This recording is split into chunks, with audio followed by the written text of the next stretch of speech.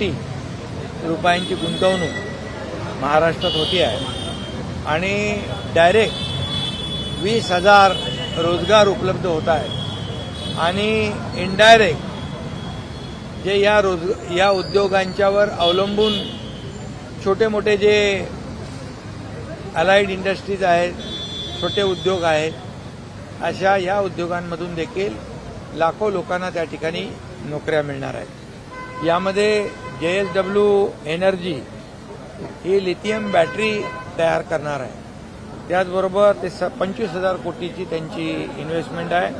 JSW green mobility जी आहे, electric vehicles, त्यांची जवळपास 27,000 कोटी रुपयांची इन्व्हेस्टमेंट आहे।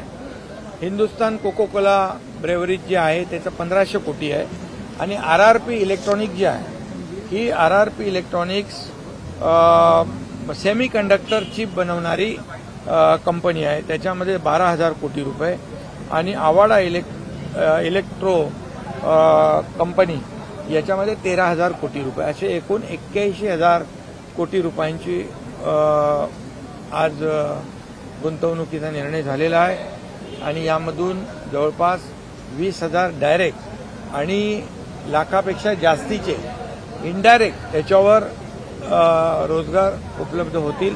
खरं म्हणजे एक मोठी अचीवमेंट आहे राज्य सरकारच्या माध्यमातून।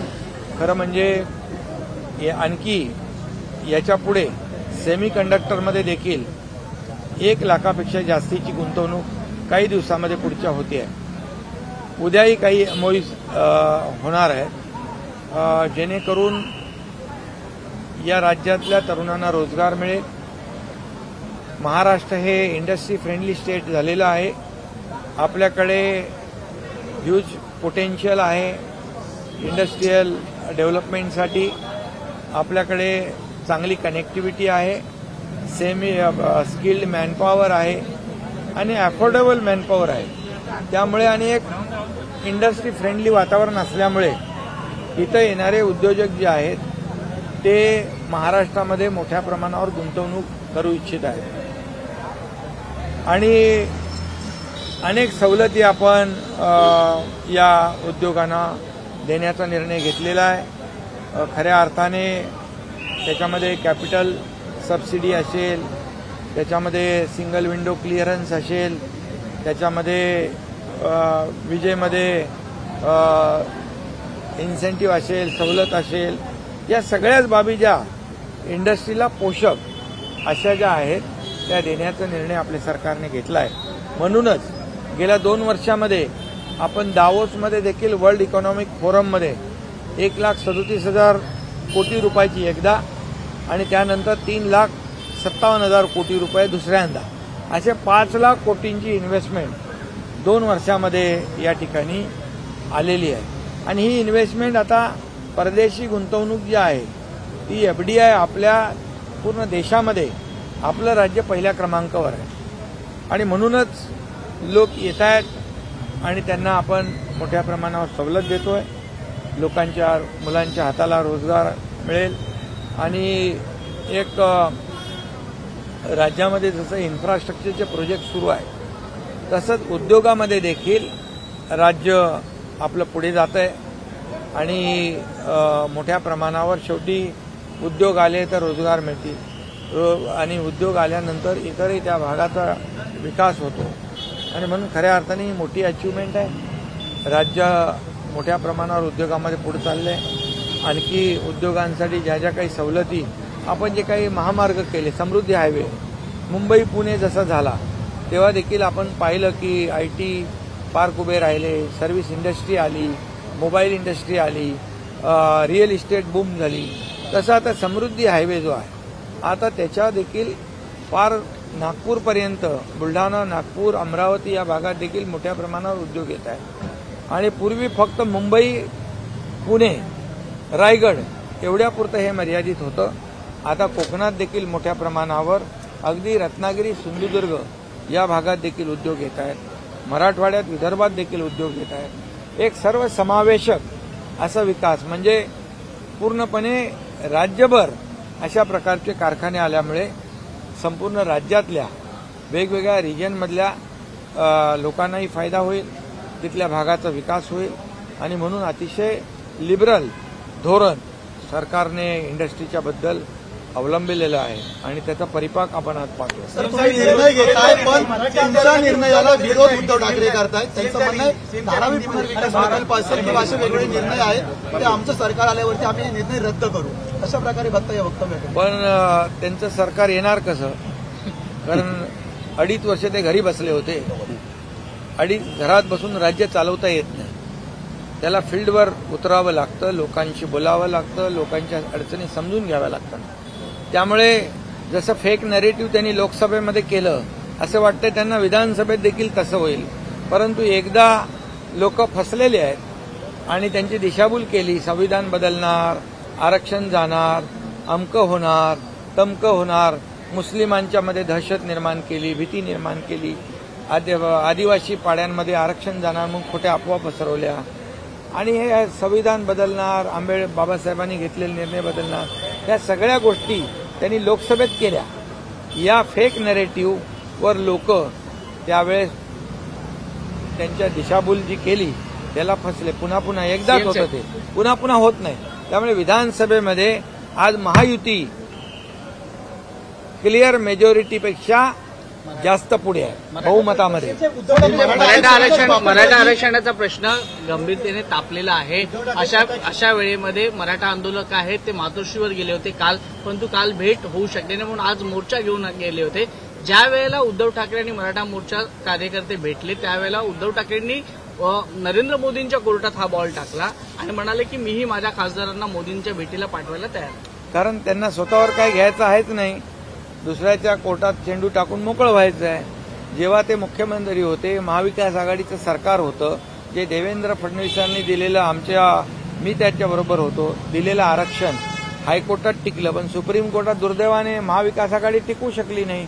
त्यांचं अपयश आहे ते. आणि आपलं सरकार महायुतीचं आल्यानंतर पुन्हा आम्ही मराठा आरक्षण 10% दिलं. कुणबी प्रमाणपत्र नोंदी मिळत नव्हत्या, त्या शोधल्या. जस्टिस शिंदे कमिटी गठीत केली, त्यांना आज प्रमाणपत्र मिळू लागलेले आहे. त्यामुळे सरकारची भूमिका स्पष्ट आहे. सरकारची भूमिका मराठा समाजाला आरक्षण देण्याची, ती 10% आरक्षण देऊन आम्ही निर्णय घेतलाय. कुणबी सर्टिफिकेट मिळत नव्हते ते आम्ही द्यायचं सुरू केलं. अनेक योजना ज्या आहेत त्या लागू केल्या. अधिसंख्य पदावर 5,000 लोकांना नोकऱ्या देण्याची हिंमत आमच्या सरकारने दाखवली. त्यामुळे यांना फक्त 2 समाजामध्ये तेढ निर्माण करून स्वतःची राजकीय पोळी भाजायची आहे. परंतु दोन्ही समाज सुज्ञ आहेत, त्यांना माहीत आहे की देणारं कोण आहे आणि पळवाटा शोधणारं कोण आहे. आता आम्ही बैठक घेतली होती सर्व पक्षीयांची, मग त्यावेळेस देखील या बैठकांमध्ये न जाणं, बैठका टाळणं आणि आपली दोन्ही समाजामध्ये अशीच भांडणं लावत ठेवून महाराष्ट्र पेटत राहावा आणि आपली पोळी भाजत राहावी, अशा प्रकारची जी काही वृत्ती आहे त्याला मराठा समाज आणि ओबीसी दोघेही बळी पडणार नाहीत.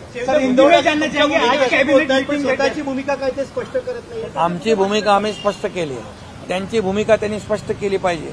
मराठा समाजाच्या आरक्षणाच्या बद्दल, ओबीसीच्या बद्दल ही जाहीरपणे स्पष्ट केली पाहिजे. परंतु जाहीरपणे स्पष्ट करण्याची हिंमत नाही. त्यांना फक्त राजकारण करायचं आहे. परंतु जनता सुज्ञ आहे, मराठा समाज आणि ओबीसी दोघंही सुज्ञ आहेत आणि सरकारची भूमिका कालही तीच होती, आजही आणि उद्याही तीच राहील. या समाजामध्ये विद्वेष जो आहे, तेढ आहे, ही निर्माण होता कामा नये. हे महाराष्ट्र एक पुरोगामी राज्य आहे आणि अशा राज्यामध्ये म्हणून आम्ही पवार साहेबांनाही म्हटलं की आपण यामध्ये कुठलंही राजकीय अभिनिवेश बाजूला ठेवून निवडणुका आता येतात जातात, परंतु हे समाजामध्ये जी काय तेढ निर्माण झालेली आहे ही कुठंतरी थांबली पाहिजे. यासाठी सगळ्यांनी एकत्र आलं पाहिजे आणि जे कोणी पळवाटा शोधतील त्यांना हे दोन्ही समाज त्यांची जागा टाकतील.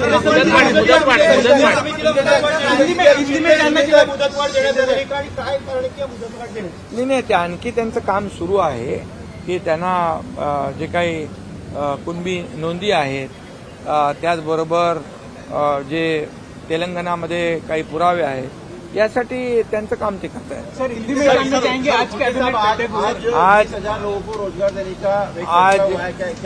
आज मंत्रिमंडल उपसमिति के बैठक में आज बहुत ही बड़ा निर्णय हुआ है. 6 प्रकल्प जो है उनको मान्यता दी हुई है। 81,000 करोड़ रुपए के इन्वेस्टमेंट के लिए मान्यता दी हुई है। इससे 20,000 रोजगार डायरेक्ट मिलेंगे, इनडायरेक्ट लाख के ऊपर रोजगार मिलेगा।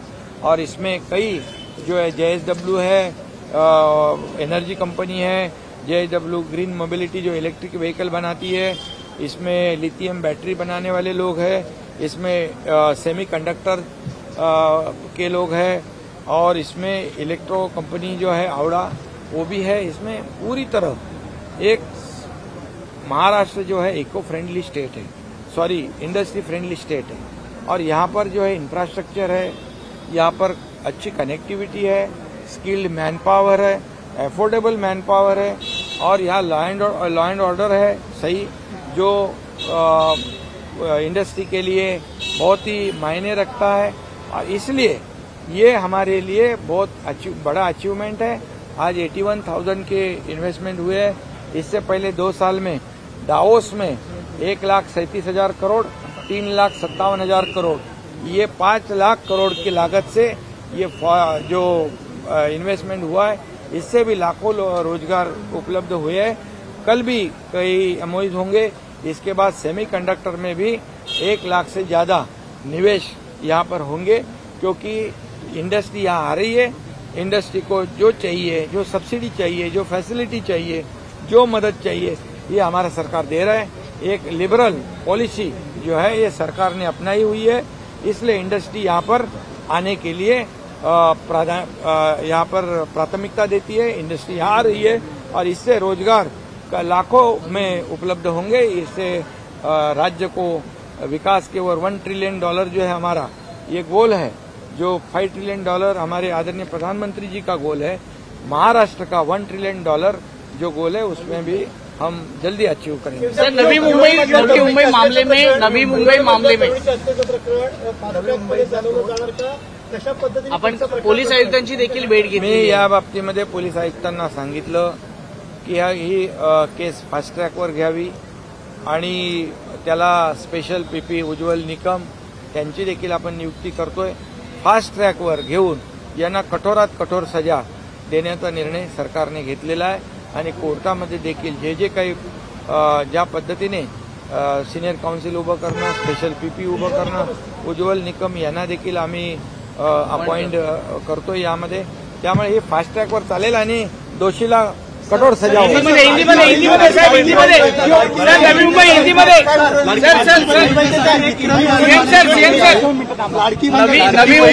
विक्रमी अर्ज आलेले आहेत। संजय निरुपम असं म्हटलेले आहेत की आता उत्तर भारतीयांना नवीन लाडकी बहीण योजना आणणार आहे। नॅशनल निर्णय रद्द करून तुम्हाला वाटतं विक्रमी अर्ज आले ही योजना बंद होऊ शकते? महिला सुरक्षा को लेकर आपने नेशनल इशू गंभीरता से लेते हुए इसको फास्ट ट्रैक का आदेश दिया है और क्या निर्णय हुआ है? उड़न के मामले में सरकार बहुत गंभीर है। सरकार ने गंभीरता से निर्णय लिया है। ये केस फास्ट ट्रैक पे चलाई जाएगी। इसमें स्पेशल पीपी उज्ज्वल निकम साहब को हम नियुक्त कर रहे हैं और जो भी सरकार के माध्यम से जितने जल्दी इसको चलाया जाएगा कोर्ट में और उसमें जो आरोपी है उसको कड़ी का सजा होगी। उसको ऐसी फिर से ऐसी घटना ना हो, इसके लिए सरकार पूरी तरह जो भी है कार्रवाई करेगी। सर, लाडकी बहीण योजनेसाठी सर्वाधिक विक्रमी अर्ज आल्याची माहिती आज समोर आली। मात्र विरोधक सातत्याने बोलतात तुमचे निर्णय रद्द करू। तुम्हाला वाटतं ही योजना विरोधक रद्द करतील आल्यावरती? ही योजना कशी अंमलात येईल? अरे हां, पहिली गोष्ट, मुख्यमंत्री माझी लाडकी बहीण योजना ही अतिशय पॉप्युलर झालेली आहे आणि या लाडक्या बहिणींसाठी सरकारने घरामध्ये 2 महिला म्हणजे 1,500 गुणिले 1,500 आणि 1,500 3,000 रुपये महिन्याला, म्हणजे एका महिलेला 18,000 रुपये वर्षाला एका बहिणीला, आणि गॅस सिलेंडर 3।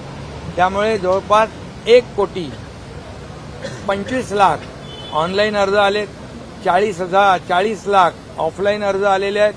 त्यामुळे किती लोकप्रिय ही योजना झाली या आकड्यावरून लक्षात येते।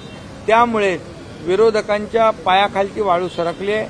त्यांना ही योजना जी आहे पोटदुखी झालेली आहे की या बहिणींना या योजनेचा लाभ मिळू नये अशा प्रकारची भूमिका त्यांनी घेतलेली आहे.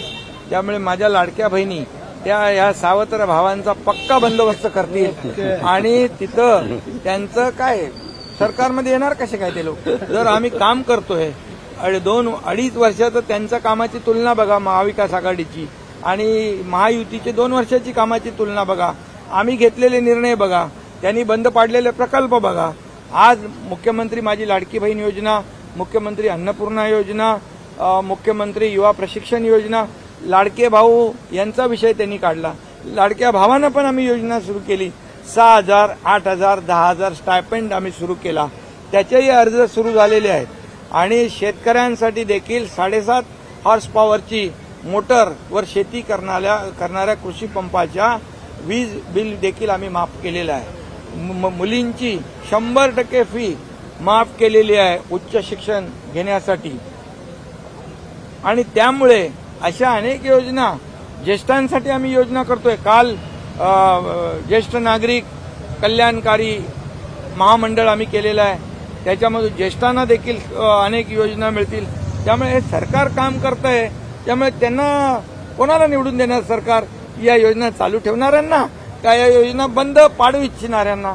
त्यामुळे त्यांच्या पायाखालची वाळू सरकली. त्यांना आमच्या लाडक्या बहिणी आणि लाडके भाऊ येणाऱ्या निवडणुकीमध्ये बरोबर उत्तर देतील. जागा वाटपाचा फॉर्म्युला